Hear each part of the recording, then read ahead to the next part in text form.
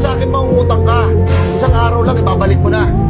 Dumaan ang 1 linggo, 1 buwan, 1 taon. Papabutin mo ba 1 siglo bago mo bayaran? Parang wala naman tayo pinagsamahan yan. Ayan, yan tayo na sa pagsasama na yan eh. Kaya nga eh, tayo nga parang wala tayong pinagsamahan kung di mo ko bayaran ng utang mo. Kaya ayoko magpautang eh. Ako pa nagiging masama sa dulo eh. Nung pumunta ka sa bahay, parang mahakong tupa ng hayop ka.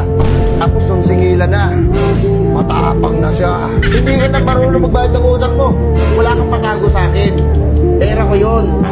Pinag-ipunan ko yun, tinrabaho ko yun. Oo nga, Brad. Kaya alam mo, sa totosin lang, ayoko talaga magpautang eh. Alam mo bakit?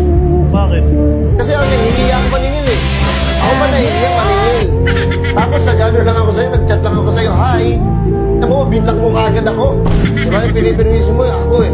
Alam mo, totosin ha, pre ha, yung inutang mo sa akin, hindi pera eh. Which is tiwala.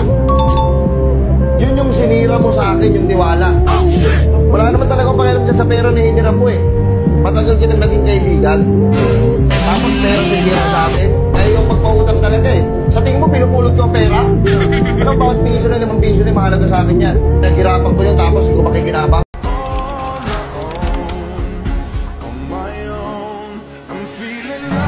Nakakalungkot dito sa Pinas. Sa totoo lang. Alam mo kung bakit? Bakit po? Wala, pag wala kang bitaw, wala tayo ka sa kanila. Wala kang matatanggap na respeto ni isa pag wala kang pera. Maniwala ka sa akin. Wala kang matatanggap na respeto ni isa pag wala kang pera.